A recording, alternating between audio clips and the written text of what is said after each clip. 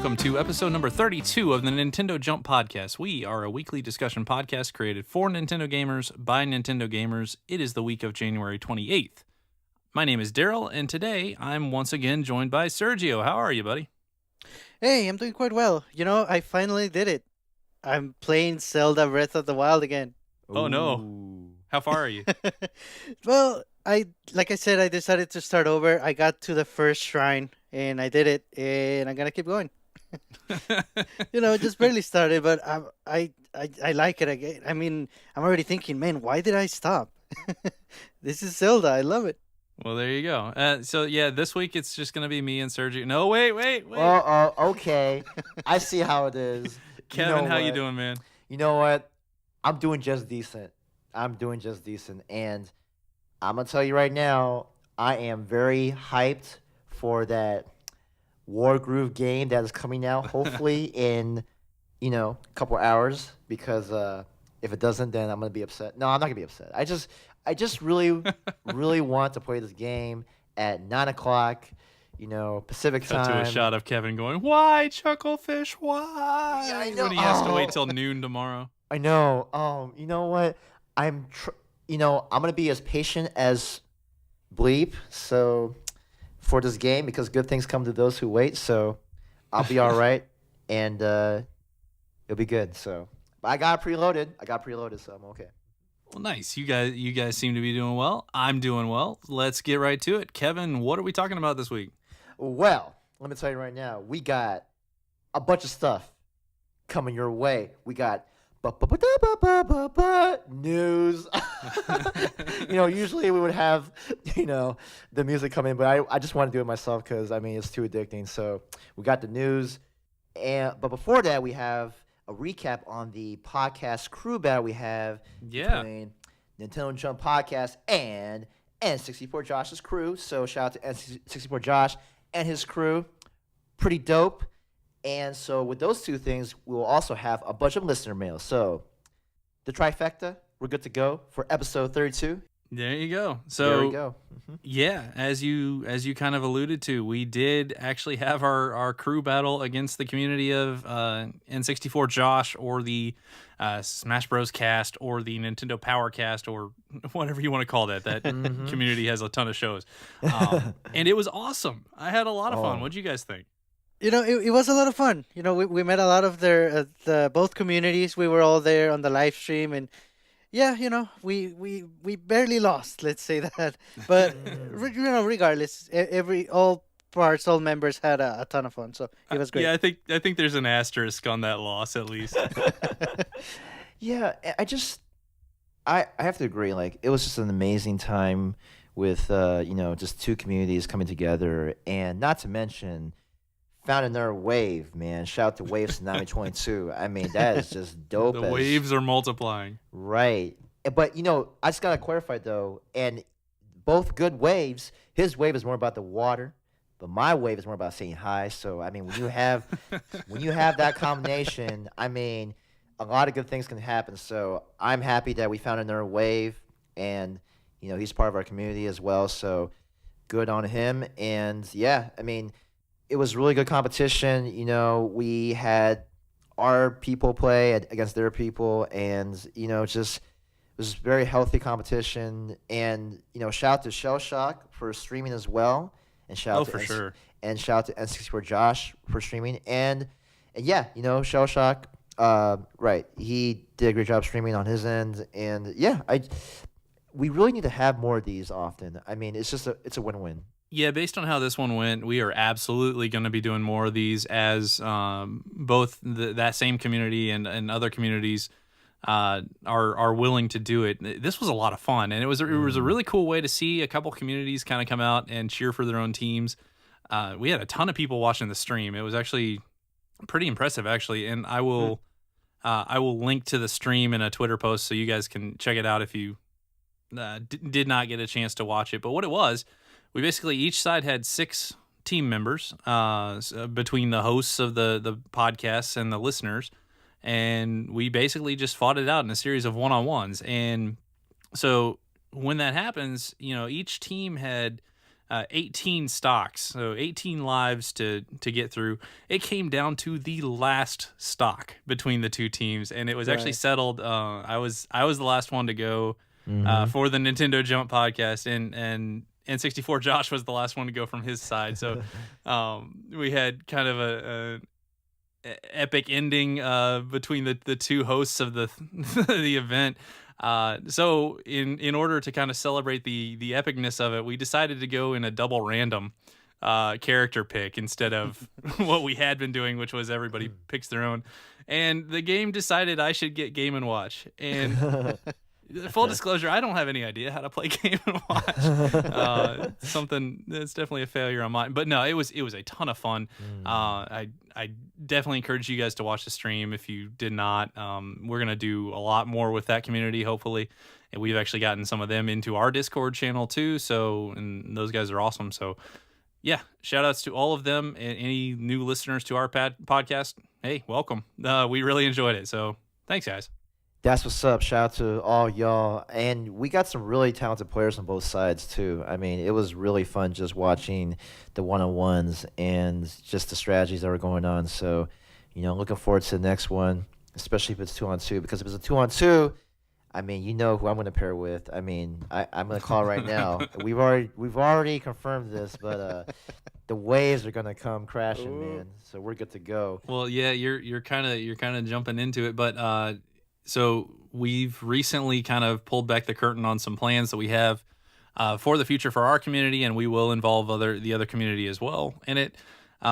It's basically a 3-part Super Smash Brothers tournament. So there's going to be 3 separate tournaments. The first one's going to be a free-for-all tournament with items. The second one's going to be a 2v2 doubles tournament. And then the third one's going to actually be like a normal, like I'll say professional type one-on-one tournament. And everything will have prizes to be determined exactly what those prizes are and the dates and all that. But yeah, we are actively planning that. So definitely check our Discord and Twitter in the near future. If you want to join, we would love to have you. So cool. What else are we talking about? So the next thing that we're going to talk about is the Metroid Prime 4 news. I'm sure if you haven't watched the latest video on YouTube via Nintendo channel, there has been some announcements on the status, the progress of Metroid Prime 4. And to give a high-level overview, basically they are starting over from scratch because the progress of the game has not met up to their level of expectations. And, for this sort of thing, it is extremely difficult to admit it into the worldwide public because you don't really hear this kind of stuff happen a lot nowadays. Because if a game isn't making progress or is about to fail, you usually hear it towards the end of the cycle. But because Nintendo, for the company that they are, and as prideful as they should be, they're willing to be transparent and say, hey, everybody, it's not going as well as expected. We're going to start over. And we thought that you fans deserve to know that. I mean, I feel like it's a very courageous thing to say, especially when all eyes are on Nintendo for a game that is very highly anticipated. So, I mean, what do y'all think about that? I mean, it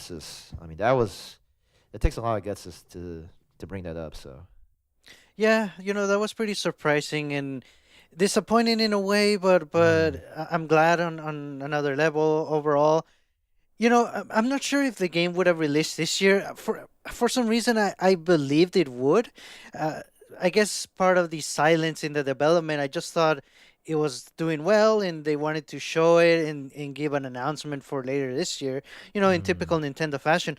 But unfortunately, it wasn't that way, and we got hit with the news of the delay. But Retro Studios is taking over. They're gonna start from scratch, and in a way that's good for the series. They handle really well the first 3 Metroid Primes, but we just gotta wait. Yeah, I mean, I think obviously I'm disappointed by it because that was probably at least among the biggest games that was coming this year, along with Animal Crossing and Pokemon. It was slated for this year, so I'm taking them at their original word that that's what they were shooting for. But I gotta say, so they're presenting this video as, hey guys, we don't want to release the game as is.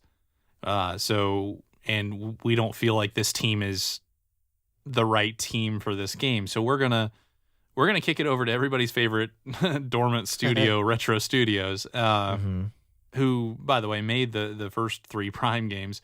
Although a lot of the people who actually worked on that have left, but I do feel like that studio is going to do a very good job. I really do. But at the end of the day, this means the game is delayed probably 2 years at least. At least, I mean, a full reboot like this, I'm assuming this happened fairly recently, like within the last quarter or so. So, but as we understand it, Retro actually, hearing about the troubles, made up a little demo of the game and pitched it to Nintendo and got approval for it. So it sounds like they were game to do this, and it's not just been like thrust upon them, which is a good thing in my opinion. Yeah, and it also makes you wonder, if Retro is willing and able to take on such a big project at this time. Did they just complete something recently that we might be hearing about? Exactly. So why was Retro not chosen originally for the project, and why are they suddenly available now? And does that mean we'll hear about something from them? It's funny, but that still feels kind of optimistic for me, because every year we wonder what Retro's doing, but I don't know. It just seems a little coincidental to me. I'm hopeful for that. Maybe for an upcoming Nintendo Direct whenever actually drops. But the other thing I wanted to say, the way they handled this video, if they're going to make this decision and put out this video and update the fans on exactly what happened, so when we don't hear anything about Metroid Prime, we don't just all freak out. I thought it was really well done, to be honest. Like, they were up there saying very humbly, "Look, this is what happened. This is why we're doing it." It was really throwing back to a quote from Miyamoto, and I can't quote it. I can paraphrase it, where if you delay a bad game, it'll eventually be good. If you release a bad game, it's bad forever. Yeah. Now, we live in the world of patches, so that's not exactly true anymore, but it still kind of is. Like, if you release a real dud, then it's really hard to overcome that initial push, because that's when all the reviews come out. That's when all the player opinions come out. So you've seen some games be able to kind of, rework their games through patches and stuff, but Nintendo does not want that lifestyle. They don't want to do that. I don't blame them. That's not healthy. No, and they don't, because they understand how big of a mistake this game could have, not just for Metroid, but for the gaming industry. I mean, this could be a game changer. So if it's that kind of game, they want to make sure they do it right. So I think it's good that they brought this out. They're very transparent and just say, hey, we're going to start over from scratch and with Retro Studios, and, we're going to go with that. So, kudos to them. It's never easy, and I'm very sure that a lot of fans out there are very supportive of this decision. So, because it's never easy to admit those sort of things. The very volatile internet Metroid community, which downvoted the Federation Force video to oblivion. Actually, the video is currently sitting with a lot more upvotes than it has downvotes. I think they did it the right way. The news is terrible. Like, we don't want to hear that, but if you're gonna have to give it to us, great. The way they did it was great. I'm seeing that this is sort of breaking news. I'm seeing that Nintendo really liked the way that fans reacted, that they're actually planning a few more cancellations, and they're gonna do a video like that for each one. So yeah. just wait for the Animal Crossing one. It's coming. It's coming. Hold on. Oh man. Sergio, put that down. No. Where's the wood? Knock on wood. 5 feet away. Knock on wood. Right now. And the other implication that this could have, so we were hearing a lot of rumors about the Metroid Prime trilogy coming to Switch. That kind of went silent all of a sudden. Right. So I almost think that that's almost a lock for this year or very soon thereafter to get the trilogy on Switch. I'm just wondering. I wonder if it's like the original games or if it's some sort of remaster at this point. Either way, I would probably get it. Those games are fantastic. Assuming they come out before Animal Crossing, I would get it. I'm sad and mad at myself that to this date I Aw. have not played Metroid Prime 3, so this would Oh, be the okay. chance. Yep. It's a fun game. Mhm. I think Prime 1 is the best, but 3 is a fun game. Because I hear a lot of people having a hard time deciding between the first and the third as the best one. So, I mean, if in majority opinion it's better than 2, that's already an awesome game. Yeah, I definitely think it is. And I actually like 2. Like 2 is Yeah. just kind of the weak link of the series, which is to say it's about an 80% game for me. So that's Mhm. good. Right, right.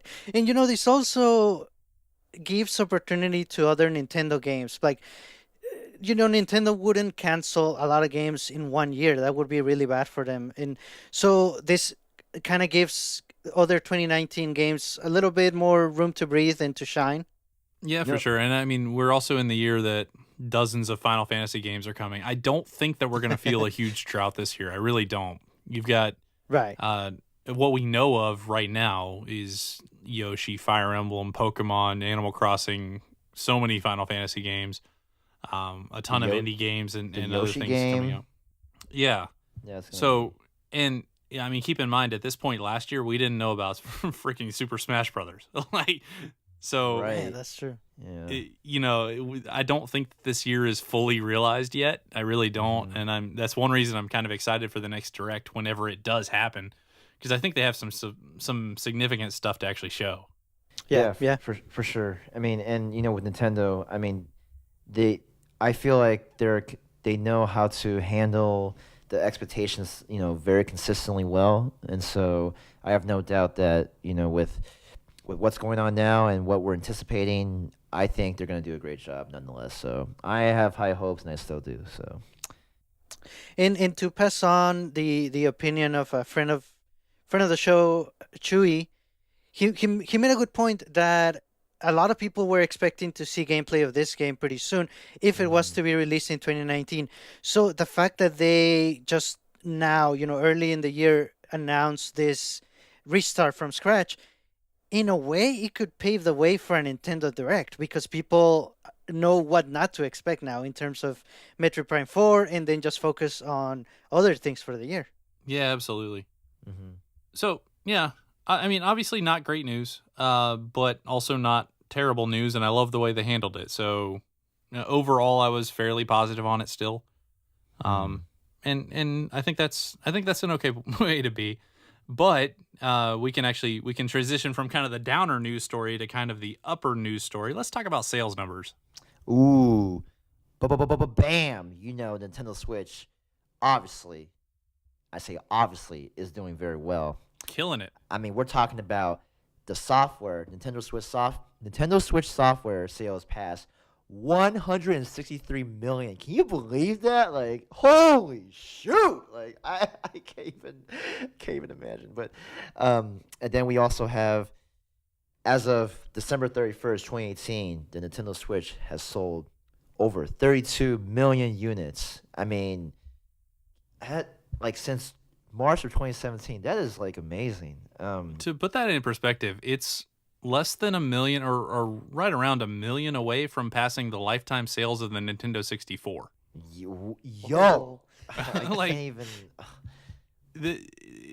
So the Switch is currently trending in very nearly Wii numbers. And Mm, if you consider the way it's doing it, the Wii did all these crazy numbers by bringing in a brand new audience of I'm sorry, but casual gamers. They actually the blue ocean strategy of bringing in everybody's moms and grandmothers and getting Wii's in retirement centers and everybody playing bowling and stuff. Two things there. Inherently, that does not drive software sales because everybody loves Wii Sports and they buy Wii Sports and then that's the Wii Sports machine, right? That's it. pretty Right. much, Um, yeah. So one thing, the Switch will inherently drive more software sales because it's more of a traditional system. It's just doing as well as the Wii did, which means it's bringing in all these people that are actually video gamers. And Right. and getting like this ridiculous attachment rate with the software on the system. It's absolutely groundbreaking. It's crazy to see. So you will see news that Nintendo actually lowered their forecast for Switch sales for this fiscal year from 20 million to 17 million. I think when they released the 20 million number, even they didn't think they were going to get there. Like, I don't. It was a typo. Yeah, somebody fat fingered it.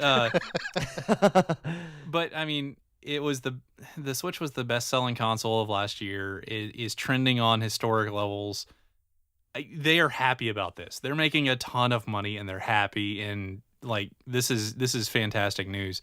A couple of other snippets that I kind of like. Mario Kart 8 Deluxe, which is a Wii U port, has now outsold the console sales of the Wii U. Super Smash Brothers is I can't find the confirmation on this, but it's going, if it hasn't already, it's going to beat Super Smash Brothers Brawl in sales. It's already at 12 million units. Goodness gracious. I mean, it sold more than Brawl during its launch by something like 70%. Like just tons and tons of software sales. We already know that Nindies are doing, or the indies on the Switch are doing extremely well. Just man, it's all coming up gold for Nintendo right now. And it helps those indie games too, because they outsell their other platforms a lot more, like on the Switch. Than I mean, it's amazing. Like, it's the way to play indies right now. You play on the Switch. I mean, it's how could you not? Like, I mean, I understand that a lot of the indies started their way from PC and PS4 and Xbox One and even earlier, but when they ported to the Switch, it really gave these indies like just a breath of fresh air, and just bringing all these sales in. I mean, like, it's incredible. I mean, Hollow Knight, we're talking even the reinvigoration of Cave Story for people who haven't played it before. Undertale, like it just goes on and on. Celeste, Overcooked. Yeah, I mean, you could call Rocket League. You can call Rocket League, like Rocket League. We're talking Rocket League. Like, that is a game that I have mentioned before that I would not even bother playing after a while. But when I got on the Switch, I was good to go. My story is it's definitely common amongst the people who play Rocket League now. So I think that it's really earth shattering. Just this. I don't like to throw that word around, or revolutionary, but it is real revolutionary. It's a movement right now for Nintendo Switch, and it has been. And we're living in a great time where, if you want to experience the best way to play video games, and I'm unapologetic about this. Get it on the Switch. Play on the Switch. Frankly, you need a Switch. You need a Switch, and as somebody who's kind of been the poor ashamed Nintendo gamer for a very long time, it's kind of nice, It's Nintendo hasn't really been in the power position for a long time. That's kind of disregarding how well the Wii did. But even when the Wii was doing well, I was still kind of that ashamed Nintendo gamer because I was playing the grandparent console, right? Yeah, right. and I don't feel that way anymore. And I just have to say, shout out to Sony and Microsoft for their consoles. Obviously, I have a long history of Sony consoles, but I mean, when you hear people say, "Why isn't it on the Switch?" I mean, you already know who's up there. So it's suspect, but obviously, I'm sure people would say different. But I think it's just we're living a really good time with having the Nintendo Switch, and I mean, hey, that's why we're NintendoJumpPodcast. We're here to bring you the news and just all sorts of stories about this, and I mean, that's how passionate we are about this console here. So, and now, although there are games that are coming on the Switch, there are games that Nintendo is releasing on mobile platforms. And with that being said, there is one coming back. I'm talking Dr. Mario. I was like, man, like how, when, where, how, why? Like, how did this happen? That got announced today. Yeah. Oh, by the way, all of the software sales that we just mentioned do not include digital sales. Oh, That's wow. insane. Wait. That's insane. Wait. What? Yeah. Yeah. Super yo. Smash Brothers was the best-selling game in December and like number 5 in 2018 despite releasing in December, Oh. not including digital sales. It's I don't. I need that. I don't even know. I need that jingle to come on right now. I mean, what? Yeah. Oh, okay. All right. But Dr. Mario. So this Dr. Mario, right, was a okay. cool piece of news. Dr. Mario is apparently coming to mobile. Summer of this year. What do you guys think about that? It makes sense. It's one of those franchises or series that I wouldn't think about imagining a mobile game from Nintendo, and then when I hear about it, oh, that makes so much sense. I mean, a lot more sense than Mario Kart. Yeah, for sure. A lot of people in our Discord were saying, "Man, why didn't we think about this?" And I'm in the same boat. Why did nobody consider this? But I just have to say, and I just said it just now, why couldn't this be on the Switch? I'm gonna make that argument right now. Can you answer that for me, guys? Why couldn't this be on the Switch, or both on the mobile platforms and the Switch? Well, it is on the Switch. You just you go into your NES Online app and you just play Dr. Mario. It's right there. I mean, okay. It's the one that goes like do do do do do do. You know that one. Oh, that's the one. Yeah, but okay. I mean, so if you look at the mobile games that they've done so far, they have been very clearly reminiscent of whatever the gameplay is that they're trying to achieve. Right. But on a much smaller level. So I dare say when you see what this is, when it actually gets revealed, it's called Dr. Mario World. But when you see what it is, it's not going to look like standard Dr. Mario. It's going to look like a bite-sized version of that, and you're not going to want it on Switch. It's going to be, in my opinion, it's going to be perfect for the phone. I see. And it's just going to be, you're sitting at a bus stop and, you pull out your phone and you, hey, Dr. Mario. And that's exactly what it's going to be. Now, for Switch, man, I'd love, like, Wii U had a game, Dr. Luigi. I'd love that to come out, or anything with online play or anything like that. An actual full Dr. Mario game, or maybe a Nintendo Puzzles collection or something with Puzzle League. That would be pretty slick. Yes. There was a Dr. Luigi? I did not know that. There's the drop again. What? Oh man, 2 doctors. Okay. Yeah, he threw pills in an L shape. It was very weird. I have some thoughts about that, but I'm gonna reserve my judgment. It seems like they'd be hard to swallow. But anyways, and I think it's going to be a good fit. And I think it's just one of those, like, smack the head on desk. Why didn't we think about this type fits? That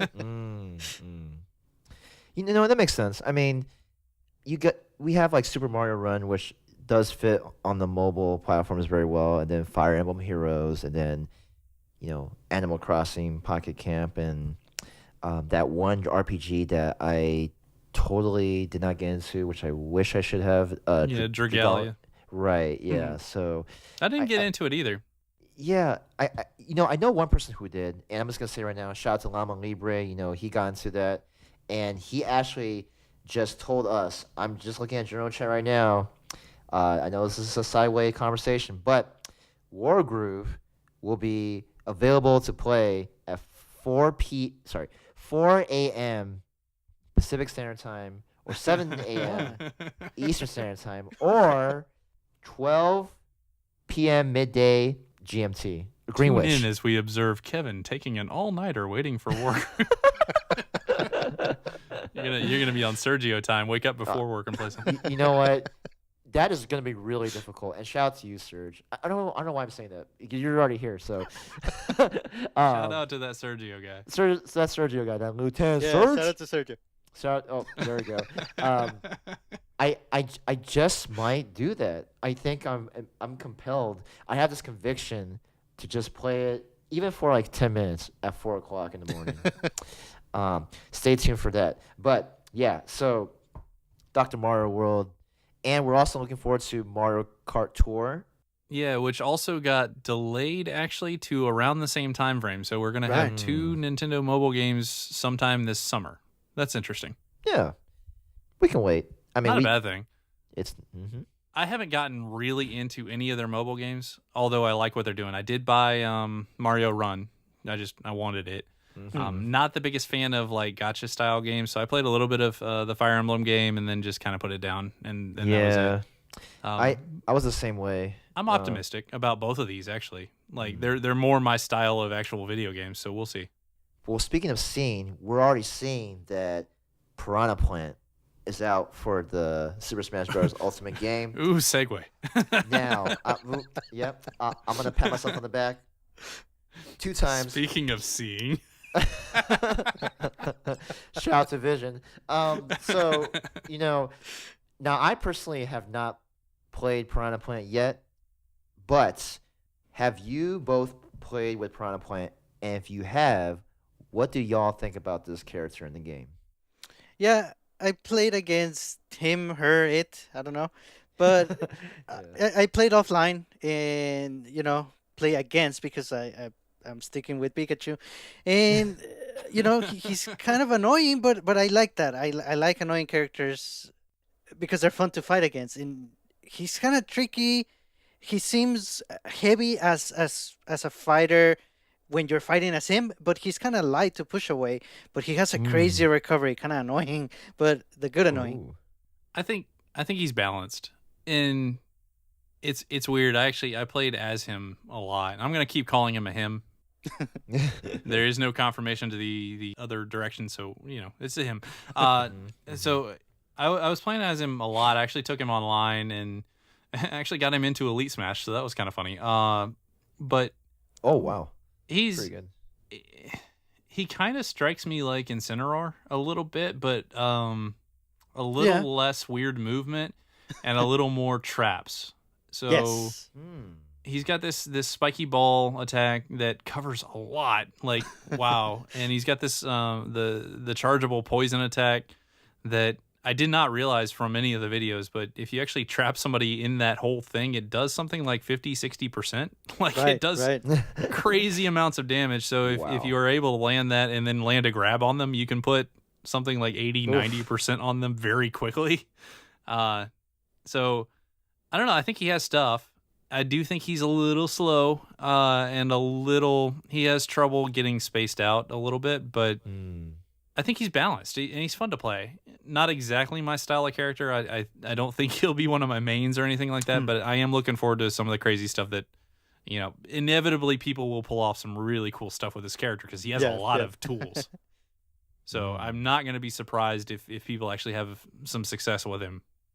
So based on your initial impression, which character do you think Piranha Plant will have trouble against? Ike. Oh, I mean, that's and just in general. But I mean, I'm jumping straight into the competitive nature of it. But he's a hilarious character. He's really funny, and I don't know if you guys have seen his winning animations yet. Yeah.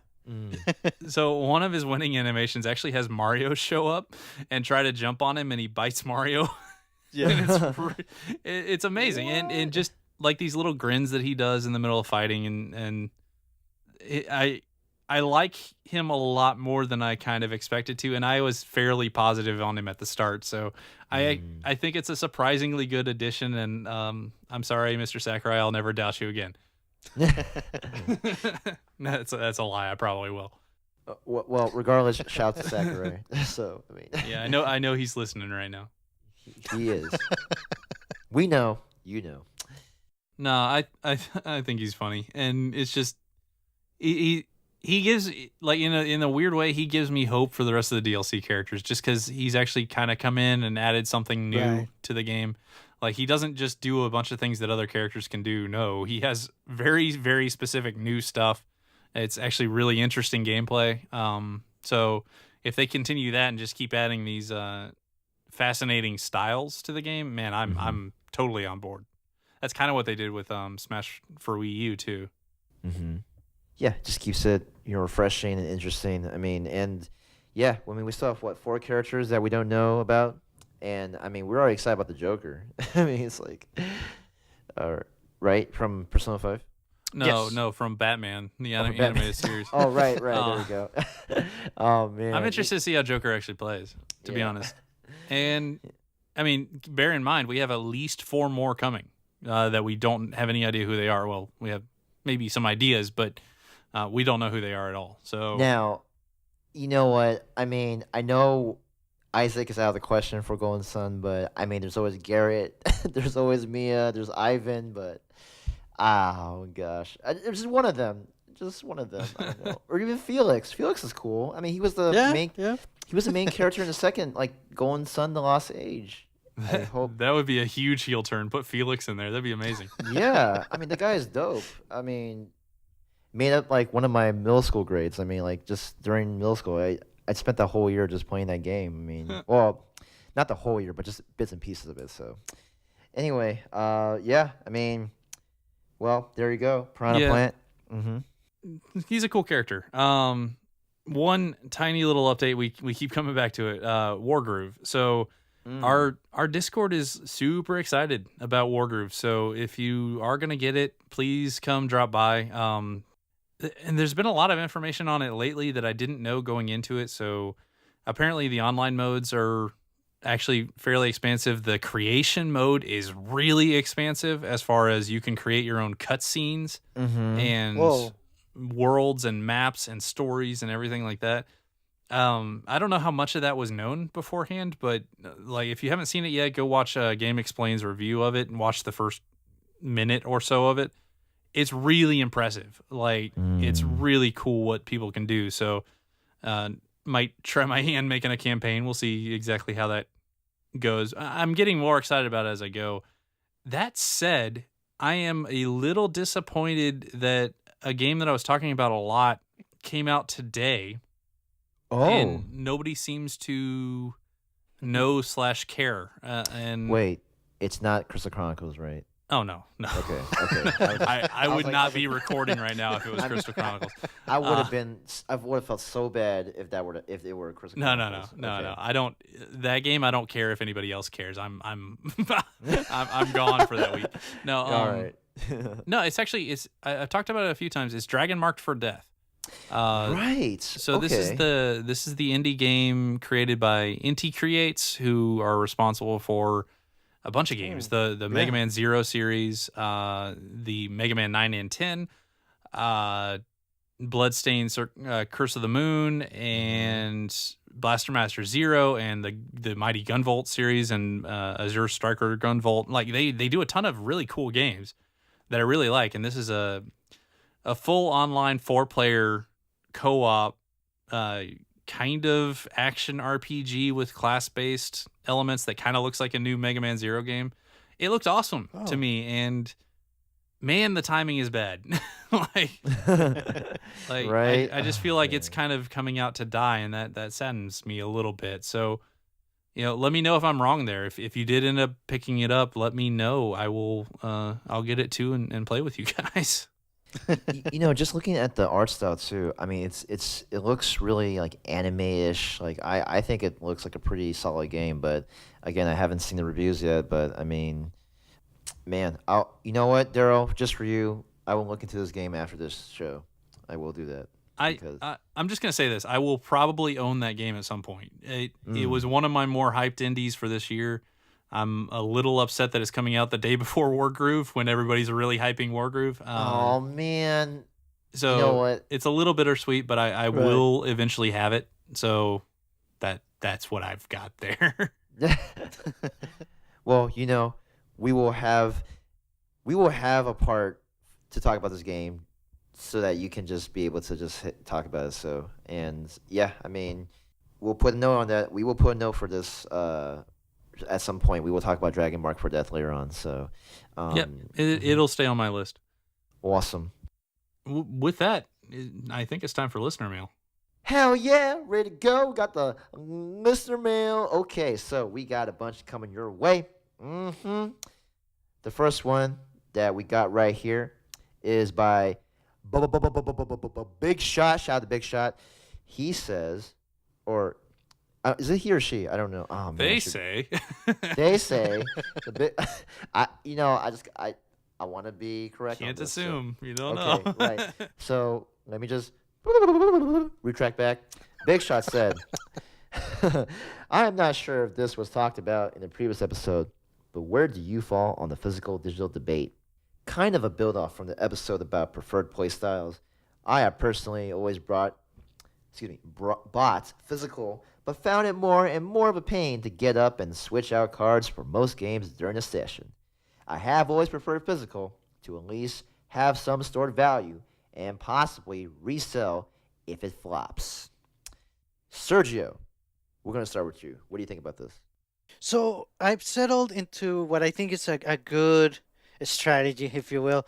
If there's a single player game, I tend to get it physical.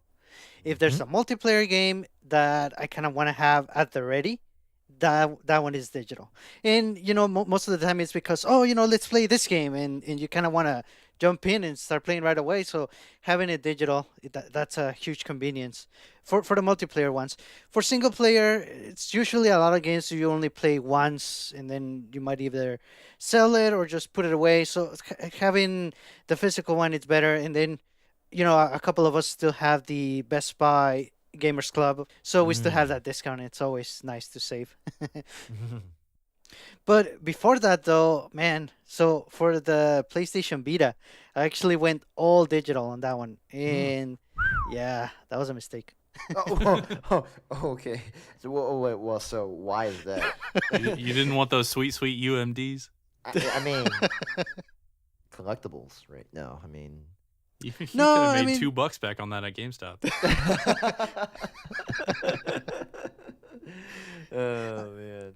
I guess no, it's my fault. They didn't ended up not playing that system too much, and now the games are there and they're not going anywhere. You know what, Sergio? Before I forget, I just want to say I really like the way you said "ready." You said "at the ready." I'm gonna keep that in my mind right now. 'Cause, I'm always looking for things. I'm always looking for new trends and You're going to phrases keep say. it at the ready? At the oh. Shout out to being ready. I mean, Yeah. at the ready. So. I think for me, I'm kind of similar.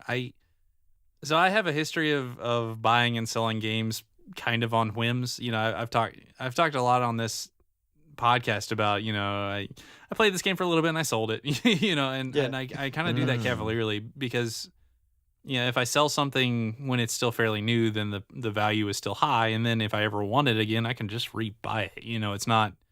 It's not really killing me that way. So I did that with ARMS when Splatoon was coming out, and I realized, man, I'm just never gonna play this game again, despite liking it.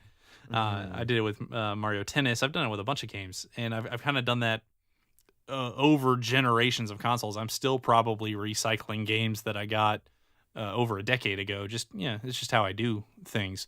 Mhm. That said, there are certain games that I need on my system. So if somebody pings me and says, "Hey, want to play Smash?" Smash will always be on my system, and Right. that's the type of game I will have digitally because I have a reasonable expectation that I'm going to play that game a lot. I'm going to like that game. I'm not going to want to sell it. So currently on my Switch, the games that I could have as digital, or as physical, but I have as digital, include Smash Brothers, Splatoon, Mario Kart, and that's pretty much it as far as actual retail games. That is the type of game that I go for. Just the games that, if I want to pick up and play Mario Kart, sometimes I just want to do that, and I don't want Yeah. to have to. I gotta say, and I feel you so much, Big Shot, on this. Sometimes you don't want to get up and switch the card. Man, it makes me feel so lazy. It really does. I'm like, man, okay, I'll just play Tales of Vesperia. I really don't want to play it, but the TV's like totally 8 feet away from me right now. So Oh man, not even 5 feet. Yeah, it's over. I mean, yeah, no, it's not within the window. But it seems silly, but it actually is kind of an inconvenience, especially when you're especially when you're going kind of in and out between games that you're playing in co-op with somebody, and then games that you want to play single player. So it's just that's kind of my strategy is just buy physical for the ones I just want physical, or anything that I have a question on the actual value of the game, or pretty much any game that I'm not going to want like all the time. Right, Hmm. right. You know what? And both you guys have wonderful answers. My answer is a combination of both of y'all, but I'm gonna add one more thing before I do. So I did start following the trend of having, you know, digital games for multiplayer and indie games that I usually would not be able to buy physical, and physical games for single player Oh, games. sure. Now I'm gonna take a step further and say that if there's a game that I want to get a collector's edition that looks really awesome, like say Octopath Traveler, which I was wishy-washy at first, but then when I realized how cool the art book was, where you can it's that prop-up book, and it's not just like one piece of art, it's actually all 8 characters, like, scenes. I was like, all right, I gotta have it, and I really liked it, and so I got the collector's edition for that game. And so if it's a cool collector's edition, because not all of them are cool, because there's some that may not be as worth it as much, then I will get the physical edition. So it really just depends on just the game and how much I would value it, as what Daryl would say, in terms of like how much I really want that game. Like but if it's something that, for example, like I got Arms as a physical copy, not knowing whether I would keep it a long time or not, and honestly, I wish I didn't trade in for store credit so I get Pokken, because I didn't really play that much Pokken. So, man, gosh, I regret that, because Arms is a pretty awesome game. Maybe I should have gotten it digitally, but yeah, I think the formula of having multiplayer games at your disposal right away, like Smash, like I have the same thing. Like I bought Smash digitally because I knew I was gonna play it like right away, at any time, anywhere. I have the same thing with Mario Tennis Aces, and yeah, I think it just depends on convenience, depends on how much you want the game, and just the level of risk for every game you get. That determines whether you're gonna get physical or digital. So that's my answer. Nice. Yeah. We have more listener mail on the way about Mao Hai Lion. Isn't it Mohilian? That works too. Dude, Alright. Sorry. seriously, I'm so sorry. Sorry, man. So this all comes down, and I said I wasn't going to explain it. I'm going to explain it. This all comes down to Dragon, of all people. Shout out to Dragon. But seriously, calling out our pronunciation of the word Helion. Hylian. Saying Helion. Hylian. Saying it should be Hylian, and Yes, which I correct. view as highly unlikely. But Oh, I am so sorry for that one.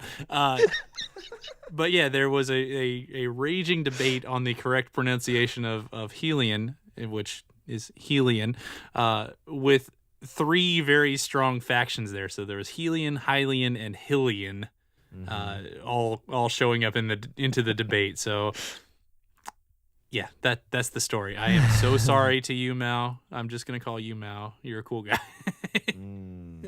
and I apologize on behalf of Daryl for saying it correctly so many times.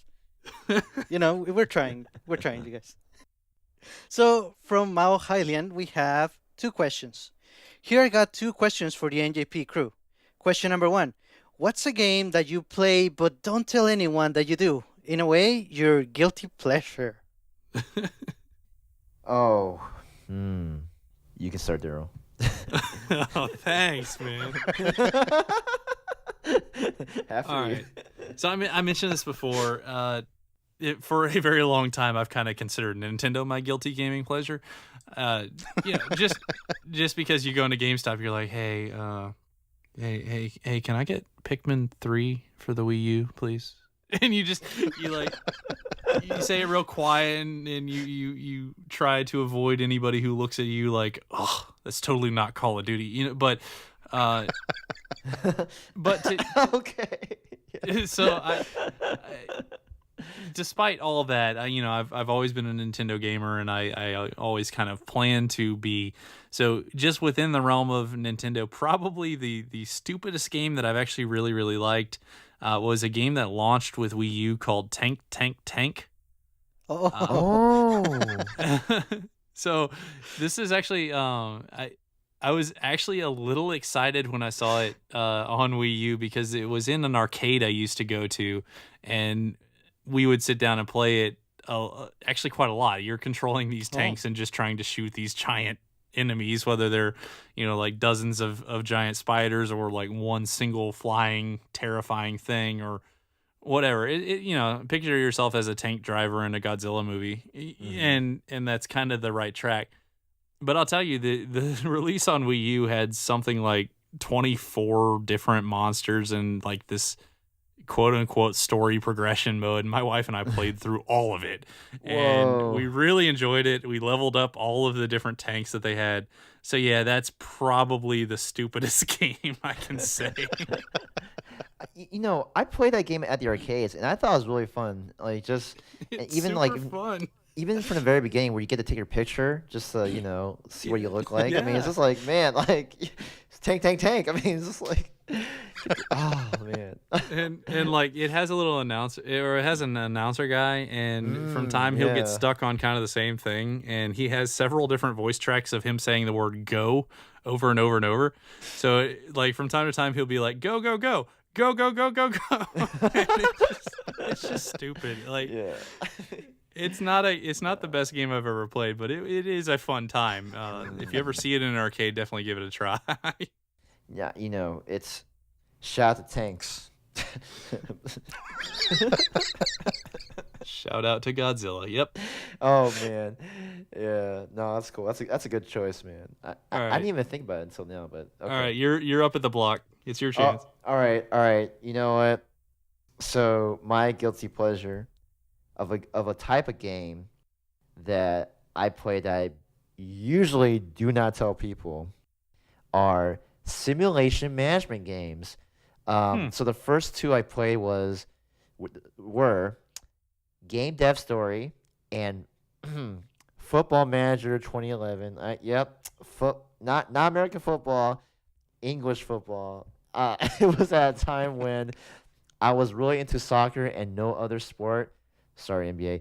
No other sport for that year, and for some reason, I was so convinced that I'm gonna bring a fourth division team in England and bring them to the Premier League. Sadly, I did not, but I tried really hard for 50 to 60 hours, even just just learning how to manage a team and and trade the players and all that and build their confidence and just going through the day-to-day process within the game. I was just so addicted, and then but then there was yeah,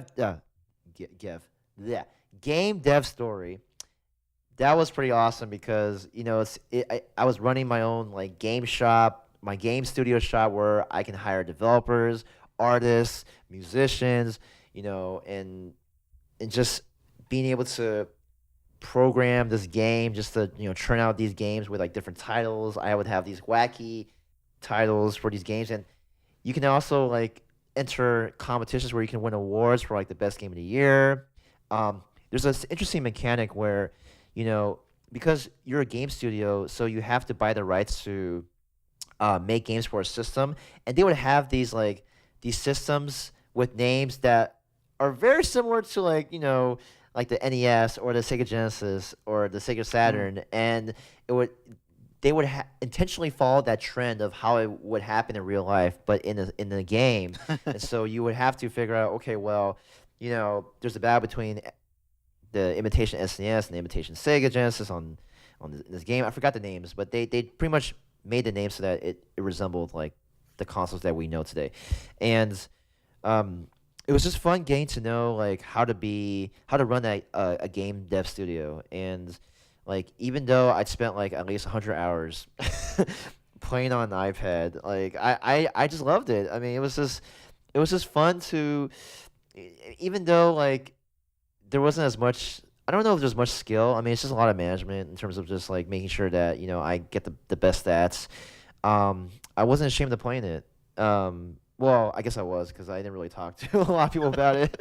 Excuse me, because I didn't know, because nobody talked about playing simulation games ever. Like nobody at the time. So I thought I was like the only one. So that's why I was very hesitant to talk about them. But then when one of my friends, Albert, shout out to Albert, one of my old college buddies, he started playing this game called it's like a train simulator where he, just runs a train in Europe. And I'm like thinking, man, like, yo, that's pretty dope. I didn't know you would play that kind of game because he's like, yeah, it's pretty relaxing and all that, and you get to run a train. It was that and there's a bus simulator too. I mean, there's so many simulators, man. Like Yeah, you also talked about Punch Club. That's kind of the same. it is the same. Yeah. So there we go. Shout out to Punch Club. I used to play Inazuma 11, which is kind of similar, although it had some actual control. But yeah, same type. Yeah. I watched the anime before. It was pretty good. It was a good game. It's a good game. Yeah. Those games are just kind of nice time wasters. Like just, I don't know. Like you're kind of removed from it, but you're trying to make the best choices you can. I like the format of those games. I really do. Yeah, and it, like I said, like I don't think it's the most skillful kind of game, but at least you have some sort of like you need to be able to just be proactive in your choices and just and shout out to Kairosoft because Kairosoft is a company that made Game Dev Story. But I played more of this one game that they made called Hot Spring Story because I was like so into like making my own hot springs and like being able to put all just making sure that everything is like nice and neat and like with all the formats and like the different kind of hot springs that people can get and like whether it's like for a family or for a couple. And I just got into it, man. I want to get all those awards even though like even though it's only within the game and you can't really show it off online. But I just love this so much. And if you guys don't know, Kairosoft makes these games that it's like $5 a pop. There's Game Dev Story, there's Hot Spring Story, there's Grand Prix Story, and there's even a Bon cakery, okay? Like you can run your own like bakery shop. I mean, it's just amazing, man. Like I don't know. Here's a little hint: they're all the same game. It's amazing. Like they're exactly the same, just with different flavors. It's amazing. I know. I love it. Kind of like Call of Duty, same crap, different toilet. Oh wow, that went places. Hey, Sergio, what do you got, man? Oh man, no. I'm done. Okay, well, back in 2010 or so, I got really into the Guitar Hero and Rock Band games on the Wii. Oh. And I might have bought a couple of track packs, including 2 country ones. Oh no! Because back then, for whatever godforsaken reason, I kind of liked country. Did you get really good at The Devil Went Down to Georgia? Oh man. Well, yeah. But I have to say I've corrected that. I don't like country anymore, and I don't understand Oh no. how I ever liked it. But if you like it, that's fine. Shout out to country. But yeah, that's yeah. No, there are some really good country artists. Shout out to Nora Jones. She's still a favorite of mine. She does play jazz, but I mean, everybody has their own taste in music. So country has its own place. So that's all I got for that. And the second question by Mao Hailian is, if you could trade Nintendo IPs with Sony or Microsoft, which games would you trade? Ooh. All right, you go first on this one, Kevin. Oh man, thank you. I'm ready to go, and you might not like what I want to say for what I'm going to trade for, but just gonna warn you. But I would love. You're not gonna trade Smash Brothers for that fighting game of theirs for PlayStation All Stars. I would not do that. Come on, Smash guys. for Come on, PlayStation All Stars guys. and a first-round draft pick. Now, Sergio, you might not like my answer more. I'll tell you why. I'm sorry to say, no, it's not Animal Crossing. Oh, it's not Animal Crossing. Okay, good, trust good. Me. Okay. So this might be controversial, but I would trade Pokemon for the Uncharted series. I know, but I would trade the Pokemon series from Nintendo for Sony's Uncharted series in a heartbeat. Okay, I mean, I don't know how you're gonna tell them apart. They're so similar. I need to take a break. Sorry. No, I'm joking. One says Bulbasaur, the other one says Nathan Drake. Yeah. I can see it. It's pretty much the same game. It is, but I know there are a lot of Pokemon fans out there, but I mean, just given the context of the question, I think that I would trade the Pokemon series because you can't trade Metroid, you can't trade Zelda, you can't trade Mario. Oh God, no! How can you even think about that? But Pokemon, yeah, I would do that. Oh man, I'm going against a lot of things that I believe in my life, but So for this one, you're gonna trade the most successful franchise Nintendo has. is it the most successful? Oh, Oh, Money wise, I mean, it's gotta be yeah. up there. It's at least top 3. oh, okay, all right. Well, I'm not backing out. So Okay, all right. okay, yeah. It's just a personal This just opinion. in: Nintendo in the gutter. No, don't kill me. Well, speaking of controversy, I don't see any franchise from Sony that I would want to trade. I'm sorry to Sony. Oh man, You know what? I'm in the same boat. I was actually looking through, like in prep for this question, I was looking through the different console exclusives out there, and I can't think of a one for one that I would want. Like seriously. Well, now, I just want to say, when I say Pokemon, like I'm still gonna play Pokemon just on a different system. You know what I mean? Like I wouldn't mind playing this. I'm saying, all right. I'm making that very clear right now. Like even if I have, But it won't be No. portable. Oh, You're gonna sit in front of your TV and play Pokemon? I don't think so. so let's just focus on Uncharted now.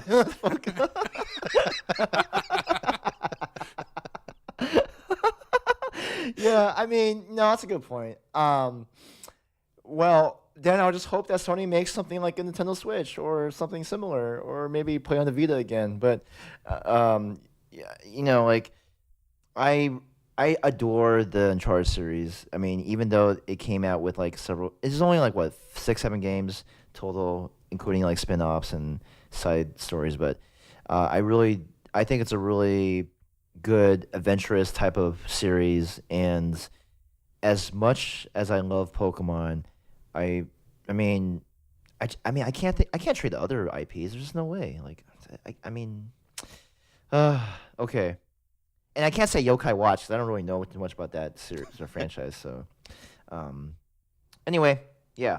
And I would not trade away Ace Attorney. No, because That's not Nintendo's.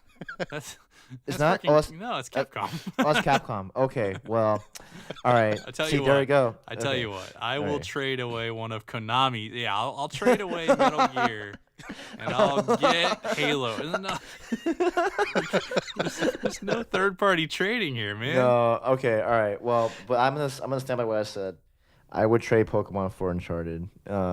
You can write all your complaints to NintendoJumpPodcast at gmail.com or Twitter or Instagram. If this is your first time listening to us, Kevin is speaking.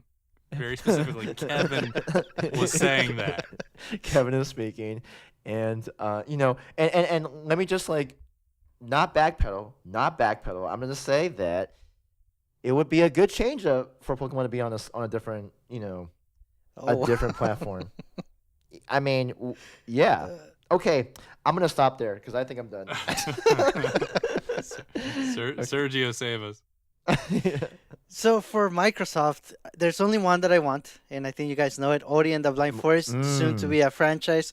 Hopefully this year. Come on, you guys, I'm waiting for a release date. And, I mean, does it have to be a fair trade? Can I give up Star Tropics for it? I didn't think about Star Tropics. That's a good pull. Oh, would you give a Pokemon, though? No. Okay. No, kidding. I would not. Okay. I know. Maybe Metroid? That is I mean, hard. it's a Metroidvania, but Yeah.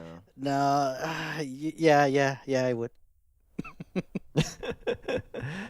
That's fair. Man. No, I was gonna say it's less controversial than mine. So Oh yeah. Yeah. You have by far set the bar here.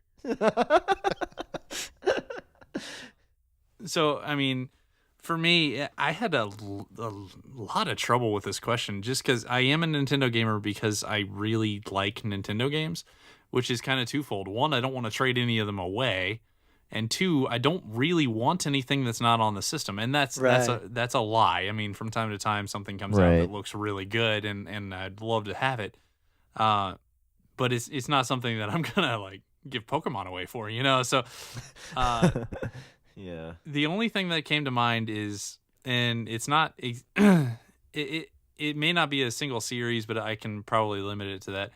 I'd really love to have Rare back, and I know that the company is not the same. It doesn't have the same people in it.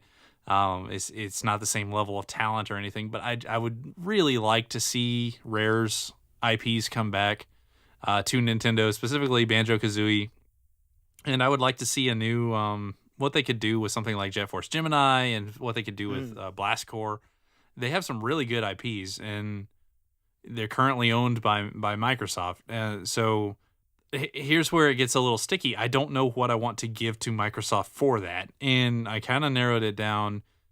If it has to be a fair trade, then I'm not going to be able to give something like Pushmo, which for the record, I totally would. Like, Pushmo.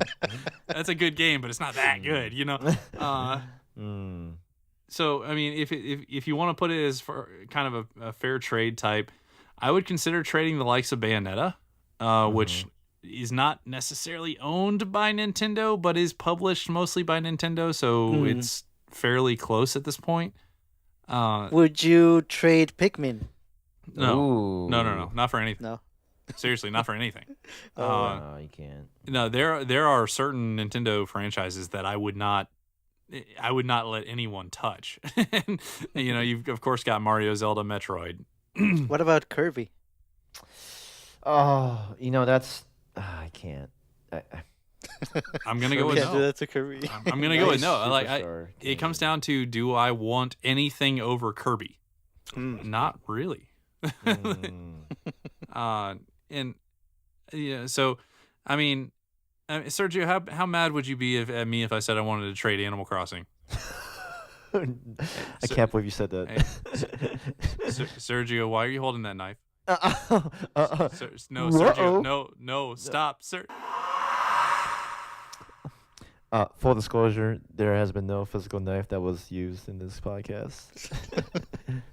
And scene. No, I don't want to trade Animal Crossing. Please don't at me. I don't want to. I've never really gotten into an Animal Crossing game, or a Pokemon game for that matter. That's okay. I've played both of them limited, but I understand their value, and it's a matter of, just because it's not exactly for me all the time, I can't trade them. Right. I just can't. No, it's it's all good. I mean, those are really important franchises for Nintendo.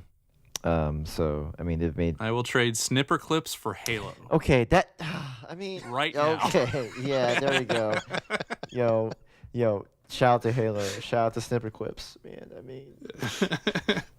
Oh man, alrighty.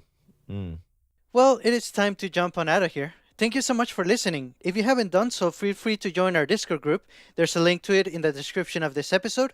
You can also follow us on social media. We are on Twitter and on Instagram as NintendoJump. We have a Facebook group as well, and our episodes are on YouTube. Feel free to leave a comment about anything that we discussed today, or let us know if there's any topic ideas that you would want us to talk about. We welcome your feedback via social media or via email at NintendoJumpPodcast@gmail.com. We ask that you please leave us a review on your podcast application of choice. We would really appreciate it. And once again, this is Sergio, and on behalf of Daryl and Kevin, thank you so much for listening, and we hope you have a great week. Bye-bye. See you guys. Peace. Have a good one.